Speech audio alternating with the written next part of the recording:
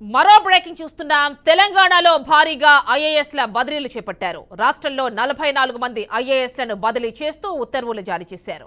పశుసంవర్ధక శాఖ ముఖ్య కార్యదర్శిగా సవ్యసాచి ఘోష్, కార్మిక ఉపాధి శిక్షణ శాఖ ముఖ్య కార్యదర్శిగా సంజయ్ కుమార్, యువజన సర్వీసులు, పర్యాటక క్రీడల శాఖ ముఖ్య కార్యదర్శిగా వాణి ప్రసాద్ ను బదిలీ చేశారు.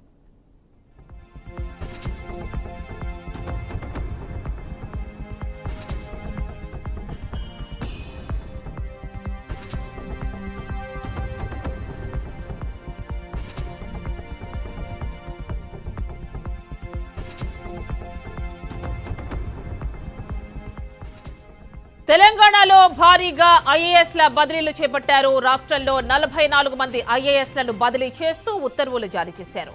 పశుసంవర్ధక శాఖ ముఖ్య కార్యదర్శిగా సవ్యసాచి ఘోష్, కార్మిక ఉపాధి శిక్షణ శాఖ ముఖ్య కార్యదర్శిగా సంజయ్ కుమార్, యువజన సర్వీసులు, పర్యాటక క్రీడల శాఖ ముఖ్య కార్యదర్శిగా వాణి ప్రసాద్లను బదిలీ చేశారు.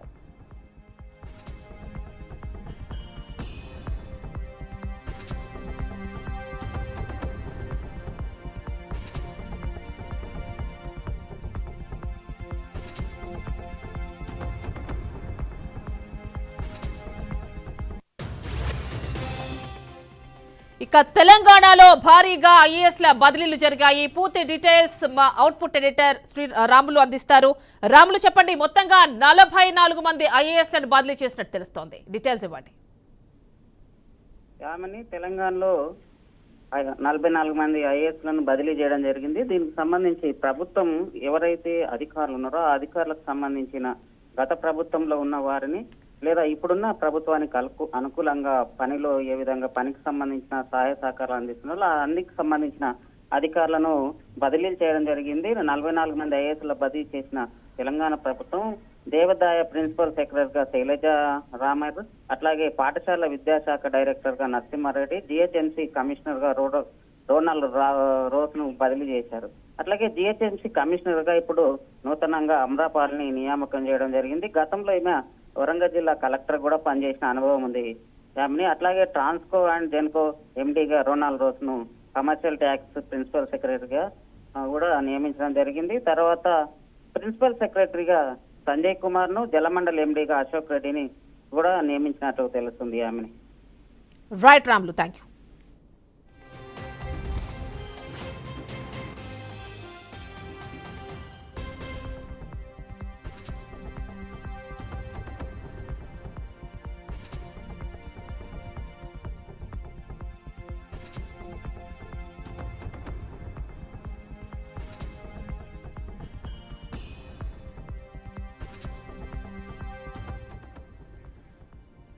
తెలంగాణలో భారీగా ఐఏఎస్ల బదిలీలు చేపట్టారు.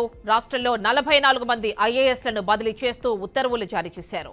పశుసంవర్ధక శాఖ ముఖ్య కార్యదర్శిగా సవ్యసాచి ఘోష్, కార్మిక ఉపాధి శిక్షణ శాఖ ముఖ్య కార్యదర్శిగా సంజయ్ కుమార్, యువజన సర్వీసులు, పర్యాటక క్రీడల శాఖ ముఖ్య కార్యదర్శిగా వాణి ప్రసాద్ ను బదిలీ చేశారు.